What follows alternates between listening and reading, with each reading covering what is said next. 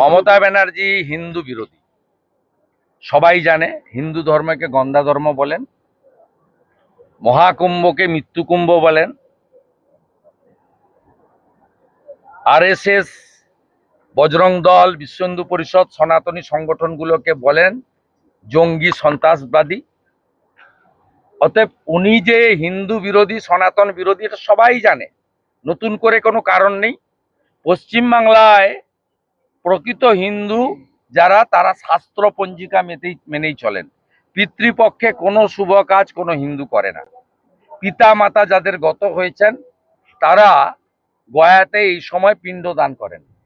আমাদের শুভপক্ষ শুরু হয় মহালয়া দিয়ে, দেবীর বোধন দিয়ে। আজকে উনি যেটা করছেন এটা হিন্দু ধর্মের অপমান। বরাবরই করে আসেন, প্রকাশ্যে করেন। বিধানসভার ফ্লোরে বলেন মহাকুম্ভ নয় মৃত্যুকুম্ভ, প্রকাশ্যে বলেন হিন্দু ধর্ম নয়, ওটা গন্ধা ধর্ম।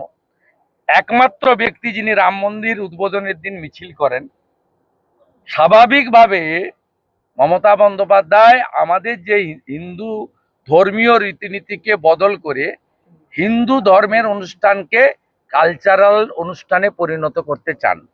একটাই কথা বলবো, জাগো হিন্দু জাগো। সুরাবর্দী মোহাম্মদ আলী জিন্নার অসম্পূর্ণ কাজ এই মহিলা করছেন।